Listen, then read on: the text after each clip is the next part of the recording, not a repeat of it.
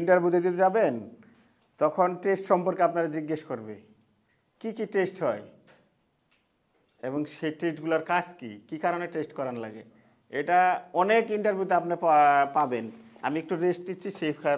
ক্ষেত্রে উনি একটু বুঝাক হ্যাঁ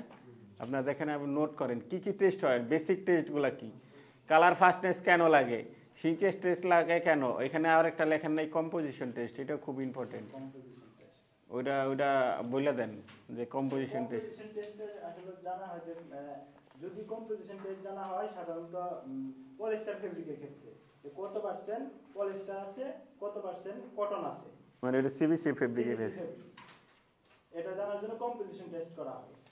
মানে উনি যে বায়ার যে বলছে যে আমার 60% কটন 40% পলিস্টার দাও কারণ আপনি ওইটা দিচ্ছেন কি না সেটা দেখার জন্য কম্পোজিশন টেস্টটা জরুরি বা দেখা বলছেন এনে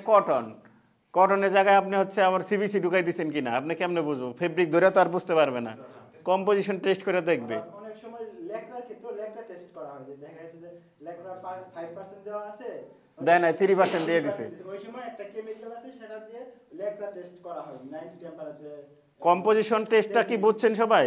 মানে ফেব্রিক কম্পোজিশনটা বায়ার যেটা চাইছে সেটা দিচ্ছেন কিনা সেটা টেস্ট করার জন্য তো এটা ইম্পর্টেন্ট সবচেয়ে বেশি